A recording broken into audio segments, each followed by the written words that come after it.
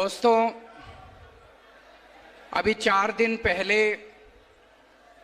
जम्मू कश्मीर के अनंतनाग में आतंकवादियों के साथ मुठभेड़ करते हुए हमारे देश के 3 आर्मी ऑफिसर्स शहीद हो गए और कल एक चौथे आर्मी ऑफिसर जो कि जख्मी हुए थे, उन्होंने भी अस्पताल में दम तोड़ दिया। पूरा देश उनकी शहादत को सम्मान करता है।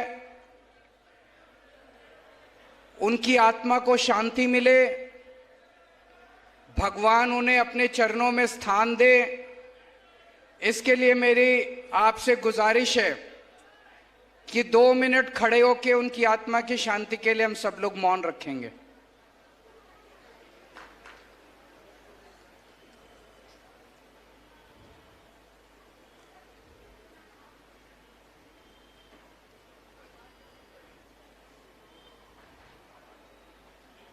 ओम शांति शांति। बैठ जाइए। दोस्तों, अभी 4 दिन पहले जम्मू कश्मीर के अनंतनाग में आतंकवादियों के साथ मुठभेड़ में हमारे देश के 3 जवान शहीद हो गए। कर्नल मनप्रीत सिंह पंजाब के रहने वाले थे, मेजर आशीष ढोंचक हरियाणा के रहने वाले थे,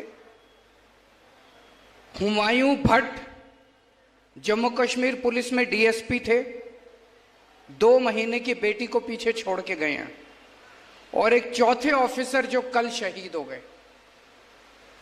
पूरा देश उनको सम्मान करता है, पूरा देश उनकी शहादत के ऊपर बहुत दुखी है। लेकिन दोस्तों, ज्यादा बड़ा दुख इस बात का है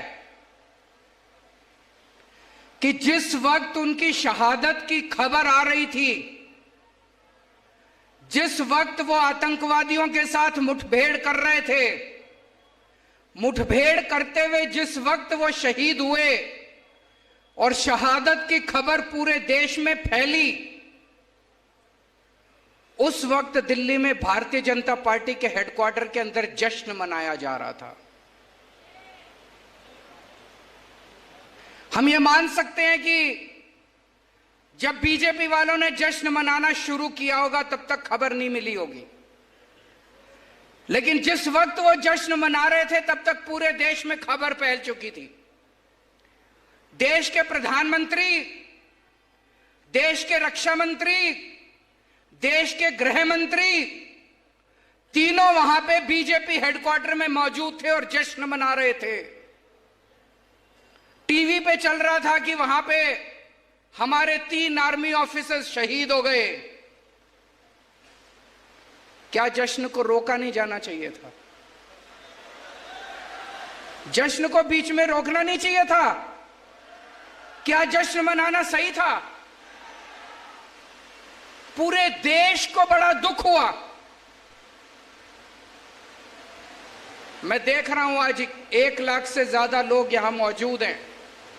दूर तक, जहां तक नजर जा रही है, लोग मौजूद हैं। बारिश बार बार आ रही है, लेकिन लोग भी डटे हुए हैं। अभी तक लोगों के सर दिखाई दे रहे थे, अब कुर्सियां दिखाई दे रही है। सबने अपने सर पे कुर्सियां रख ली। आपको मैं नमन करता हूं, आपका शुक्रिया अदा करता हूं दिल से कि आप लोग यहां डटे हुए हैं। और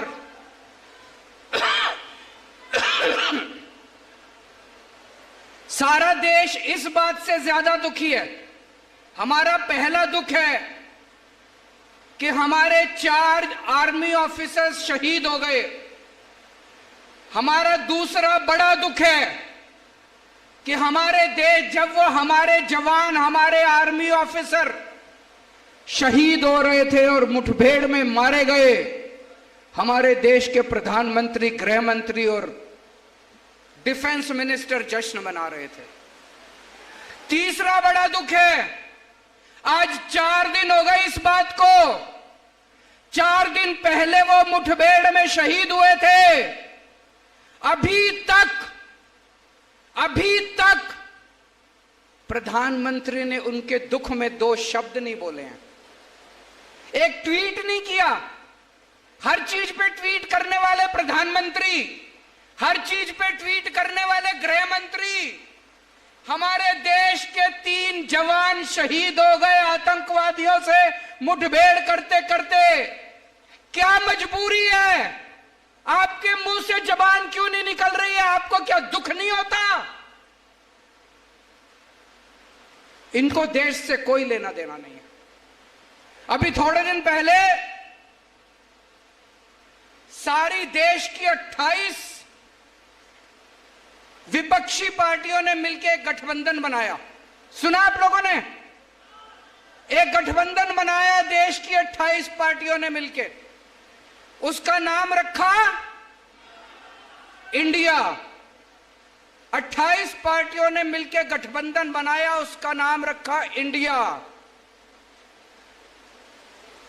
इन लोगों को इतनी चिढ़ मची, ये बीजेपी वाले इतने बौखला गए, बोले हम भारत का नाम बदलेंगे, अब इंडिया नहीं बोलेंगे। अरे तुम्हारे पिताजी का इंडिया, 140 करोड़ लोगों का इंडिया है, 140 करोड़ लोगों का इंडिया, तुम्हारे पिताजी का इंडिया नहीं है। इंडिया हमारे दिल में बसता है, भारत हमारे दिल में बसता है, हिंदुस्तान हमारे दिल में बसता है। अरे किस किस के दिल से निकालोगे तुम इंडिया?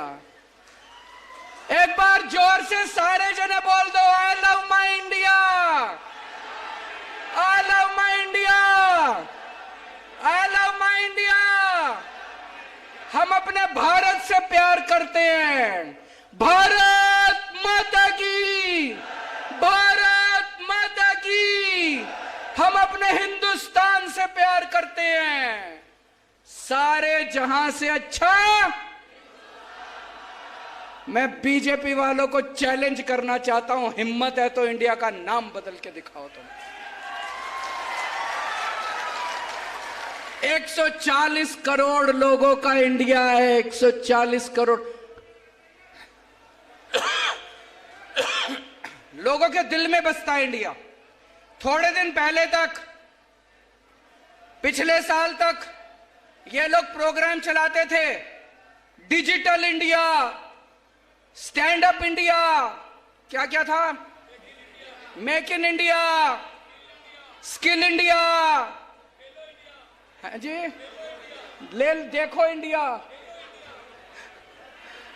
ये इतने प्रोग्राम चलाते थे इंडिया इंडिया पे। ऑपोजिशन वालों ने अपना नाम इंडिया रख लिया तो कहते हैं हम इंडिया नाम बदलेंगे। कल हम लोग अपना नाम भारत रख लेंगे तो तुम भारत का भी नाम बदलोगे।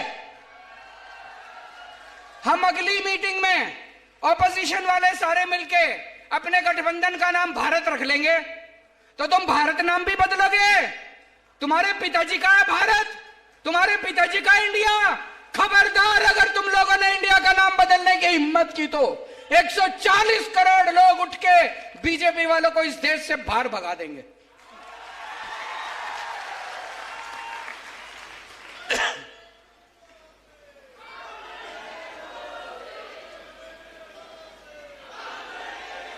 दोस्तों, पहले दिल्ली के लोग बहुत दुखी थे। एक बार ये पार्टी, एक बार वो पार्टी, एक बार ये पार्टी, दोनों ने सेटिंग कर रखी थी, 5 साल तुम, 5 साल हम, 5 साल तुम, 5 साल हम। पंजाब के लोग बहुत दुखी थे, वहां भी एक बार ये पार्टी, एक बार वो पार्टी, एक बार ये पार्टी, एक बार वो पार्टी। दिल्ली के लोगों ने तय कर लिया अब दोनों पार्टियों का बेड़ा गर्क करो। दोनों पार्टियों को हटा के दिल्ली के लोगों ने एक नई पार्टी को मौका दिया, आम आदमी पार्टी को। हमने इतना अच्छा काम करा, इतना अच्छा काम करा, लोगों के स्कूल बनवाए, अस्पताल बनवाए, बच्चों के रोजगार का इंतजाम करा, बच्चों की शिक्षा का इंतजाम करा, बिजली फ्री कर दी। 3 बार लोगों ने जम के बहुमत दिया हमको, 3 बार, तीसरी बार सरकार बन गई हम लोगों के पंजे। फिर पंजाब में लोगों ने इतना भारी बहुमत दिया, पंजाब के लोगों को पता चला अरे दिल्ली के लोग तो बड़े खुशहाल हैं, दिल्ली के लोग तो बड़े सुखी हैं, हम भी देंगे इनको मौका। पंजाब के लोगों ने मौका दिया। अभी मैं 3 दिन पंजाब का दौरा करके आ रहा हूं। पंजाब के लोग भी बहुत खुश हैं, वहां भी स्कूल बनने लग गए, अस्पताल बनने लग गए, लोगों का इलाज मुफ्त होने लग गया, पंजाब में बिजली मुफ्त हो गई। छत्तीसगढ़ वालों, आप भी एक मौका आम आदमी पार्टी को देके देखो। इन दोनों पार्टियों को भूल जाओगे, मैं कह रहा हूं। एक मौका दे दो, अगले 50 साल तक आप इन दोनों पार्टियों को वोट नहीं दोगे, मेरा चैलेंज है। मैं आज आपको 10 गारंटी देके जा रहा हूं।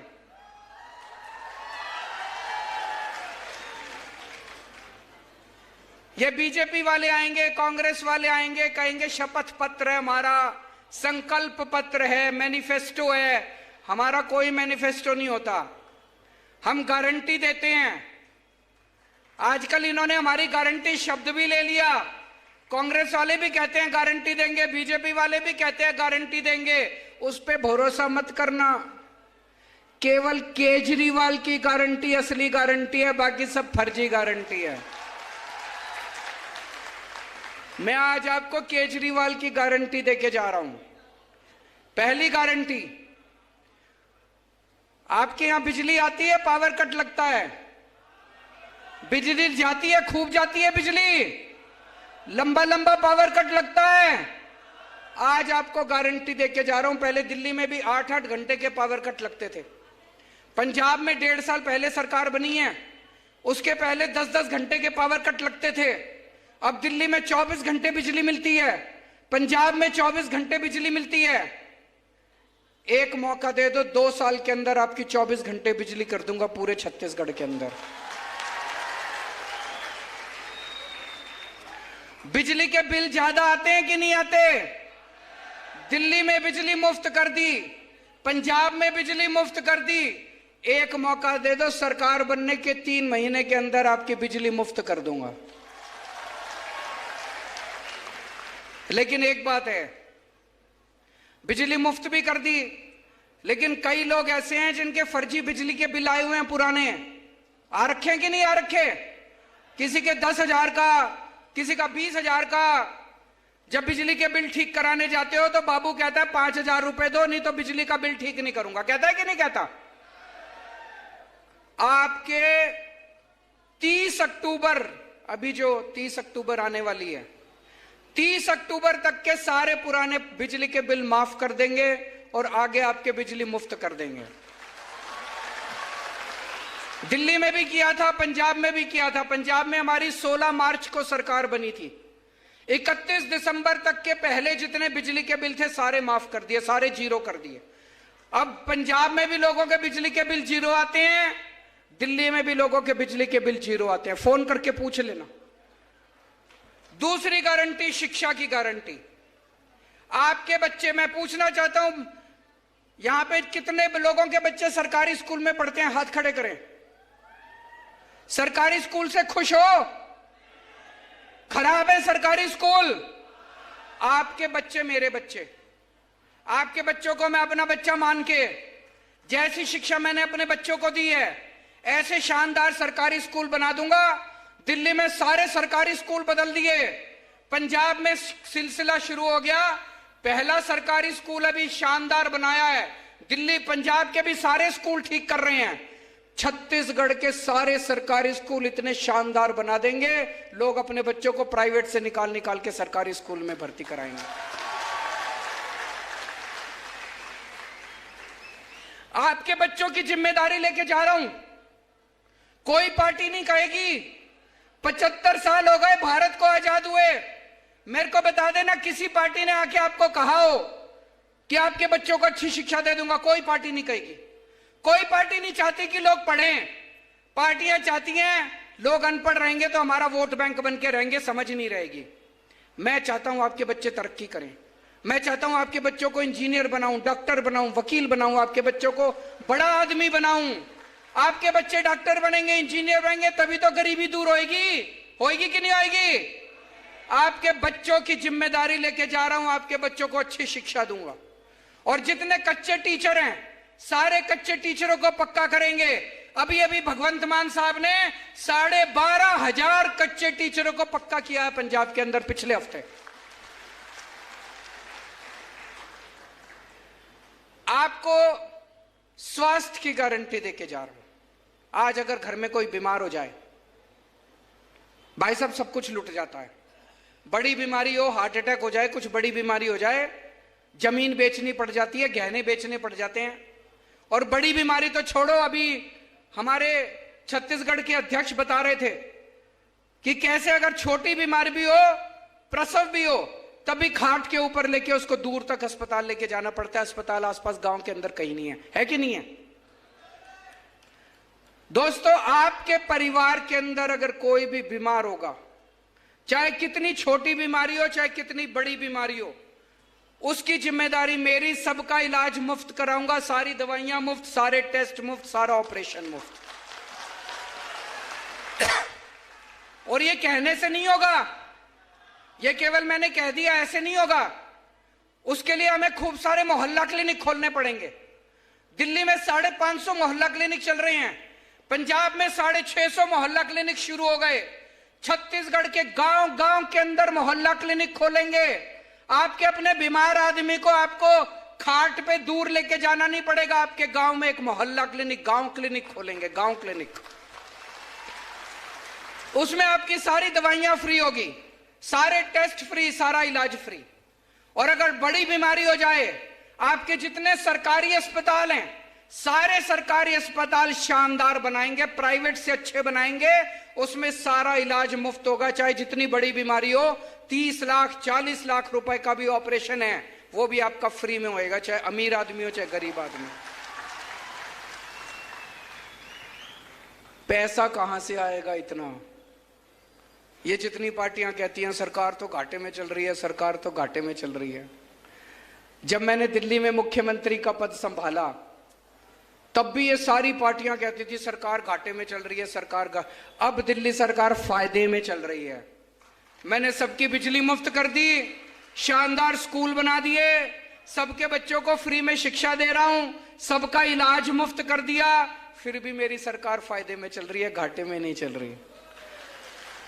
1.5 साल पहले भगवंत मान साहब ने पंजाब का कार्यभार संभाला।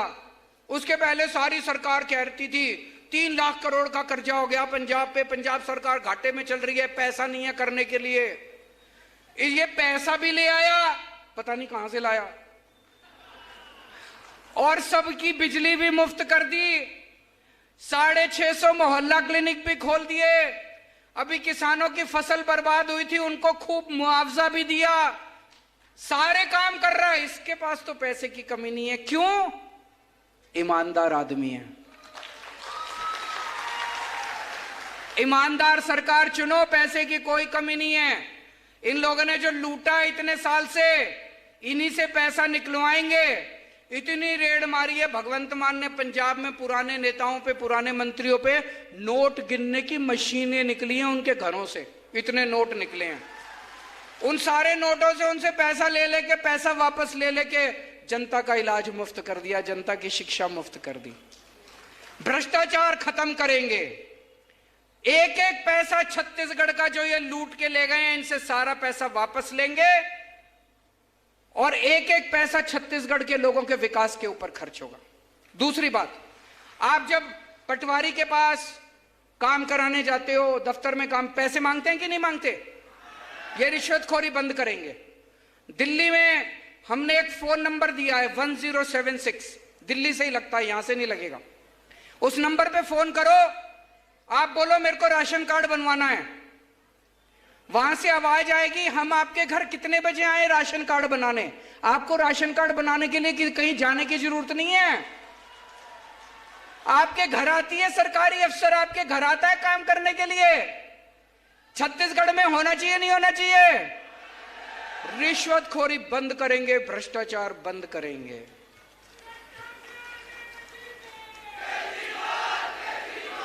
रोजगार का इंतजाम करेंगे अपने बच्चों के लिए। आज हमारे इतने सारे युवा यहां पे बेरोजगार घूम रहे हैं। दिल्ली में हमने लगभग 12 लाख बच्चों के लिए रोजगार का इंतजाम किया, 12 लाख बच्चों के लिए। अभी पंजाब में 1.5 साल हुआ है सरकार बने, इन्होंने 36,000 सरकारी नौकरियां निकाली हैं, पटवारी की, सब इंस्पेक्टर की, क्लर्क की, इस डिपार्टमेंट में, उस डिपार्टमेंट, पुलिस में 36,000 सरकारी नौकरियां बिना रिश्वत के, बिना सिफारिश के, मेरिट के आधार के ऊपर सबको नौकरी मिली। मैं देख रहा था सोशल मीडिया पे, गांव गांव के अंदर पंजाब में ढोल बजा रहे हैं, हमारे गांव के लड़के को नौकरी, सरकारी नौकरी मिल गई, हमारे गांव के लड़के को सरकारी नौकरी मिल गई। क्यों ढोल क्यों बजा रहे हैं? पहले सबको पता था रिश्वत देके होती थी, बिना रिश्वत के गरीबों के बच्चों को, आम लोगों के बच्चों को सरकारी नौकरियां मिल रही हैं। छत्तीसगढ़ में भी आपके लिए नौकरी का इंतजाम करेंगे। अभी 3 लाख प्राइवेट नौकरियों का इंतजाम किया है भगवंत मान ने, 3 लाख। 36,000 सरकारी नौकरियां दी हैं, 3 लाख प्राइवेट नौकरियों का इंतजाम किया है।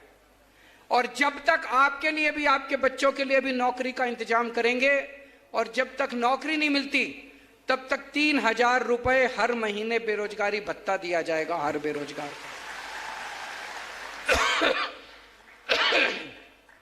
जितनी हमारी मां बहनें हैं, 18 साल से ऊपर की हर महिला को 1,000 रुपए महीना उनके खर्चे के लिए दिया जाएगा।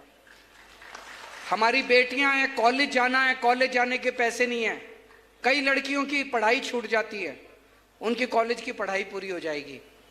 कोई महिला है, गृहिणी है, घर में पैसे की कमी है, बच्चे को, छोटे बच्चे को दूध नहीं पिला पाती, 1,000 रुपए महीना होगा, दूध पिला लेगी अपने बच्चे को। माँ है, कोई बेटी आती है घर, माँ का मन करता है बेटी के हाथ में पैसे रख दूं, उसके पास पैसे नहीं है, बेटे की तरफ देखती है। अब उसको, माँ को किसी बेटे से पैसे लेने की जरूरत नहीं है, अब वो अंदर जाएगी, अपनी पोटली से आम आदमी पार्टी वाले 1,000 रुपए निकालेगी और उसके हाथ में रख देगी, अपनी बेटी के हाथ में। दिल्ली में हम सबको तीर्थ यात्रा कराते हैं, अयोध्या ले जाते हैं, हरिद्वार ऋषिकेश ले जाते हैं, द्वारकाधीश ले जाते हैं, रामेश्वरम ले जाते हैं, साईं बाबा ले जाते हैं, मथुरा वृंदावन ले जाते हैं, पुरी ले जाते हैं। बुजुर्गों को तीर्थ यात्रा कराते हैं, आना जाना, खाना पीना, रहना सब फ्री। घर से बस लेके जाती है, ट्रेन में बिठाती है, एसी ट्रेन में ले जाते हैं, एसी होटल में रुकवाते हैं, सारा कुछ फ्री। इतना आशीर्वाद देते हैं बुजुर्ग, इतना आशीर्वाद देते हैं। छत्तीसगढ़ के भी सारे बुजुर्गों को तीर्थ यात्रा कराऊंगा मैं, जहां कहोगे वहां ले जाएंगे, जिस तीर्थ यात्रा पे आपका मन करता है वहां लेके जाएंगे। अगर कोई दिल्ली का या पंजाब का रहने वाला कोई पुलिस वाला शहीद हो जाए, दिल्ली में पहले उसकी विधवा को एक सिलाई मशीन देती थी सरकार, ये तो अपमान है। अगर कोई पुलिस वाला अपनी ड्यूटी करते हुए शहीद होता है, उसकी विधवा को एक सिलाई मशीन मिलनी चाहिए। अगर कोई दिल्ली या पंजाब में रहने वाला कोई सैनिक बॉर्डर पे शहीद हो जाए, हमने अब इंतजाम किया है, कोई भी ऐसे पुलिस वाला या सैनिक शहीद होता है, उसके परिवार को 1 करोड़ रुपए की सम्मान राशि मुख्यमंत्री खुद उनके घर दे के आते हैं। मैं भी उनके घर दे के आता हूं, मान साहब भी उनके घर दे के आते हैं। छत्तीसगढ़ में भी इसको लागू करेंगे। करना चाहिए नहीं करना चाहिए?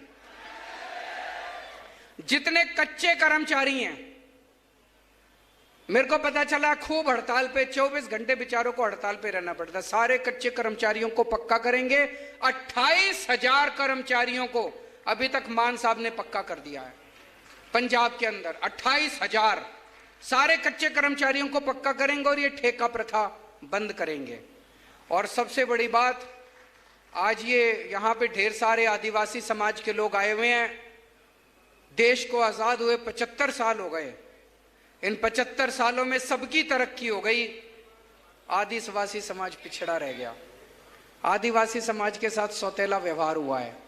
कोई सरकार, आदिवासी समाज जंगलों में रहता है और सारे इन बड़े बड़े नेताओं की, उद्योगपतियों की नजर, गंदी नजर आपके जल, जंगल और जमीन पे रहती है। पेशा कानून कहता है कि उसका मालिकाना हक आपका है, लेकिन यह मालिकाना हक देना नहीं चाहते आपको। पेशा कानून कहता है कि ग्राम सभा सारे निर्णय लेगी, ग्राम सभा जो निर्णय लेगी वो प्रधानमंत्री भी उस निर्णय को नहीं पलट सकता। पेशा कानून में लिखा है, ग्राम सभा सुप्रीम है। आज तक सारी पार्टियों की सरकार आई, किसी ने लागू नहीं किया। क्यों? उनकी नीयत खराब थी, उनकी नजर आपके जल जंगल जमीन और जितने मिनरल्स हैं उसके ऊपर थी। हमारी नीयत साफ है, सरकार बनने के 1 महीने के अंदर पेशा कानून लागू कर देंगे और ग्राम सभा को सारे अधिकार देंगे।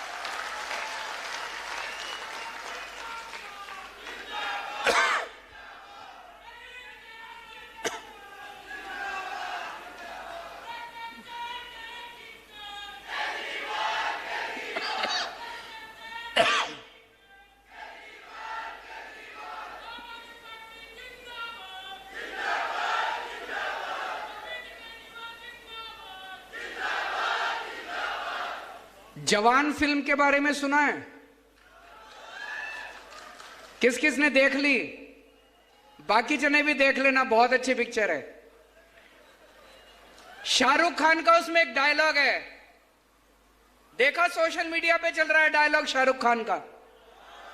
शाहरुख खान कहते हैं वोट डालने जाओ तो ये लोग वोट मांगने आएंगे, धर्म के नाम पे वोट मांगेंगे, जाति के नाम पे वोट मांगेंगे।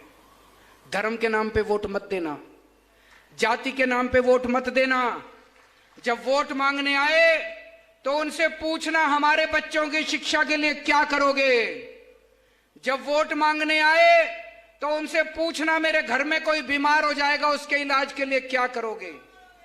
ऐसा बोलते हैं कि नहीं बोलते शाहरुख खान? सुना है डायलॉग? आज पूरे देश में एक ही पार्टी है जो आपके बच्चों की शिक्षा के लिए और आपके इलाज के लिए काम करती है। कोई पार्टी काम नहीं करती। 75 साल हो गए। इन 75 सालों में अगर इन पार्टियों ने काम कर लिया होता तो हम लोगों को आम आदमी पार्टी बनाने की जरूरत नहीं पड़ती। हम नेता बनने नहीं आए, हमें नेतागिरी करनी नहीं आती, हमें राजनीति करनी नहीं आती। मैं इनकम टैक्स में कमिश्नर था। भगवंत मान साहब बहुत बड़े आर्टिस्ट थे, टीवी पे आया करते थे। हम खुश थे अपनी जिंदगी में। अगर इन पार्टी वालों ने, इन नेताओं ने 75 साल में कुछ कर लिया होता तो शाहरुख खान को जवान बनाने की जरूरत नहीं पड़ती, हमको आम आदमी पार्टी बनाने की जरूरत नहीं। केवल आम आदमी पार्टी, खुल के मैं बोल रहा हूं और मैं चैलेंज करता हूं कोई और पार्टी का नेता बोल दे कि मेरे को वोट दो, मैं आपके बच्चों के लिए अच्छी शिक्षा का इंतजाम करूंगा, मैं आपके बच्चों के लिए स्कूल बनाऊंगा, आपके बच्चों के लिए रोजगार का इंतजाम करूंगा। हमें वोट दो, हम आपके लिए अस्पताल बनाएंगे, मोहल्ला क्लिनिक बनाएंगे, आपके घर के लोगों का अगर बीमार होंगे तो उनके इलाज का इंतजाम करेंगे। कोई पार्टी नहीं बोलती है, केवल आम आदमी पार्टी बोलती नहीं है, करके दिखाया है हम लोगों ने। अच्छा एक चीज बताओ, नेता किस टाइम काबू में आता है? चुनाव के टाइम में, है ना? केवल चुनाव के टाइम में काबू में आता है नेता। बाकी 5 साल शक्ल नहीं दिखाते। 5 साल चुनाव के टाइम में आते हैं, आपके सामने आपके पैर भी पड़ते हैं, फोटो भी खिंचाते हैं आपके साथ, आपकी जी हजूरी भी करते हैं, झूठे झूठे वादे करके जाते हैं। अब इनको बड़ी तकलीफ हो रही है, रोज चुनाव होते हैं, कभी विधानसभा चुनाव, कभी लोकसभा चुनाव, कभी पंचायत के चुनाव, कभी निगम के चुनाव, कभी काउंसिल के चुनाव। इनको बड़ी तकलीफ हो रही है, ये रोज रोज जनता में जाना पड़ता है। इनके ऐशो आराम, इन्होंने खूब अय्याशी कर रखी है, इनके ऐशो आराम में फर्क पड़ रहा है। तो अब ये कि जुमला लेके आए हैं, 1 नेशन 1 इलेक्शन। कह रहे 5 साल में एक ही बार करा लेंगे सारे चुनाव, फिर 5 साल ऐश करेंगे, 4.5 साल पूरी दुनिया में घूमेंगे, पेरिस जाएंगे, अमेरिका जाएंगे, कनाडा जाएंगे, न्यूयॉर्क जाएंगे, टोक्यो जाएंगे, खूब घूम घाम के 4.5 साल बाद आएंगे, फिर आपके सामने हाथ जोड़ के खड़े हो जाएंगे। कह रहे 1 नेशन 1 इलेक्शन कभी मत होने देना। मैं तो कहता हूं हर महीने चुनाव होने चाहिए ताकि आपके बीच में आते रहे नेता। होना चाहिए कि नहीं होना चाहिए? ये इनकी नीयत खराब है, इनके दिल में खोट है, काला है इनके दिल में, जो कह रहे हैं 1 नेशन 1 इलेक्शन। अरे 1 नेशन 1 इलेक्शन नहीं होना चाहिए, 1 नेशन 1 एजुकेशन। 1 nation 1 education. अमीर के बच्चों को जैसी शिक्षा मिलती है, मेरे गरीब के बच्चों को भी वैसी शिक्षा मिलनी चाहिए। एक जैसी शिक्षा चारों होनी चाहिए कि नहीं होनी चाहिए? जिस स्कूल में अमीरों के बच्चे पढ़ते हैं, जैसी शिक्षा अमीरों के बच्चों को मिलती है, ऐसे ही सरकारी स्कूल होने चाहिए। ऐसी शानदार शिक्षा मेरे किसानों को और मजदूरों को, आदिवासियों को, दलितों को वैसी शिक्षा मिलनी चाहिए। मिलनी चाहिए कि नहीं मिलनी चाहिए? हमें वन नेशन वन इलेक्शन नहीं चाहिए, हमें वन नेशन वन एजुकेशन चाहिए। मेरे साथ जोर से बोलो, one nation one education, one nation one education. हमें वन नेशन वन स्वास्थ्य चाहिए। जैसा इलाज अमीरों को मिलता है, वैसा इलाज गरीबों को भी मिलना चाहिए। मेरे घर में कोई बीमार हो, मैं दर दर की ठोकरें खाता हूं, पैसे नहीं है मेरे पास, जेवर बेचना पड़ता है, जमीन बेचनी पड़ती है। क्यों? भारत में पैदा हुआ हूं, भारत सरकार की जिम्मेदारी है कि अगर मेरे घर में कोई बीमार हो तो मेरे को अच्छा इलाज मिलना चाहिए। भारत सरकार की जिम्मेदारी है, राज्य सरकार की जिम्मेदारी है। अगर वो जिम्मेदारी पूरी नहीं करते, इस्तीफा दे दें वो लोग। वन नेशन वन स्वास्थ्य चाहिए, एक जैसा स्वास्थ्य होना चाहिए। जैसे इनको फोर्टिस में, मैक्स में, अपोलो में बड़े बड़े अमीरों को जैसा इलाज मिलता है, मेरे सरकारी अस्पतालों में गरीबों को भी वैसा ही इलाज मिलना चाहिए। आज आप इतनी भारी संख्या में आए, इतना प्यार दिया, इतनी मोहब्बत दी। एक मौका देके देखो आम आदमी पार्टी को, आप सारी पार्टियों को भूल जाएंगे। भारत माता की